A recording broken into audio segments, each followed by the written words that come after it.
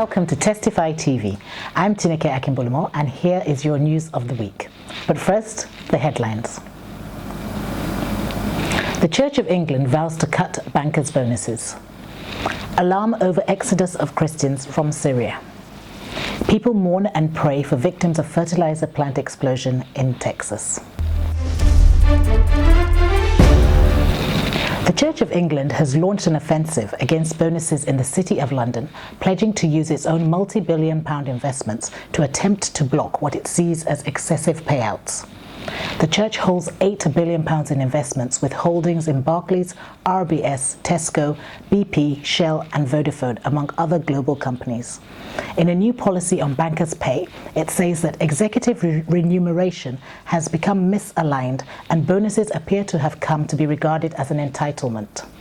The Church's Ethical Investment Advisory Group, EIAG, want to see lower annual bonuses and greater emphasis on rewarding executives who manage ethical, social and environmental issues well and so deliver enduring corporate success over periods of 5 to 7 years.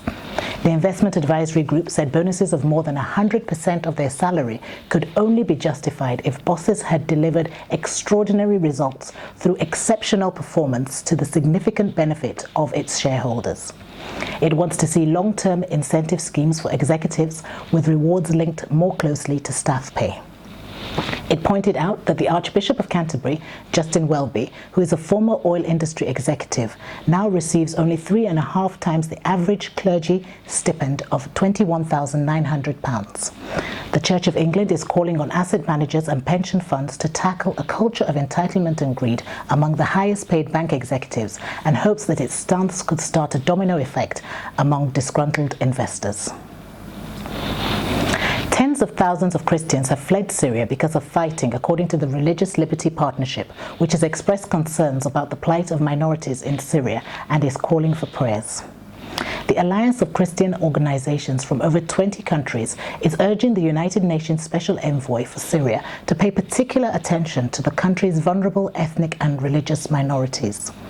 They want the international community to provide sufficient protection for all ethnic and religious communities, as well as their historical, religious and cultural sites. The Alliance warns of an exodus of Christians, as well as other ethnic or religious minorities from Syria because of the violence.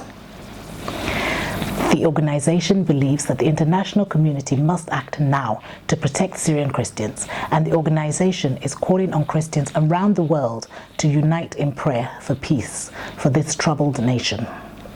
The statement came at the end of a meeting of the Religious Liberty Partnership in Istanbul, in Turkey. In addition to greater protections, the organization is urging the global church to designate World Refugee Sunday on the 23rd of June as a special day of prayer for Christians in Syria. Christians are also being asked to write to the UN Special Envoy for Syria to ensure protection for ethnic and religious minorities. Christian leaders around the world are called to pray and take necessary action now in order to bring peace and stability to the troubled nation. Hundreds gathered to mourn and pray during a candlelight vigil at a church in Texas for the victims of the recent fertilizer plant explosion. In the dimly lit sanctuary of Assumption Church, hundreds of people gathered to embrace their friends and family, to cry and to pray for answers as a result of the tragedy that has left this small Texan town reeling. They tried to take stock of what had unfolded there. They tried to search for the clarity that has evaded them thus far. On Wednesday, the 17th of April, an explosion tore through a fertilizer plant, leveling buildings throughout the town of West. Authorities said at least 11 people were killed. For many, the evening was an emotional one, as they reflected on all that had transpired in their local town. "Our hearts are hurting, our hearts are broken," said Father Ed Karazak, pastor of the parish. "Our town of West will never be the same, but we will persevere. Our God will see us through this." The multi-denominational vigil in Assumption Church West included songs with several clergymen and women offering comforting words and praying for divine support. You've been watching News of the Week from Testify TV. God bless you. Have a fantastic week.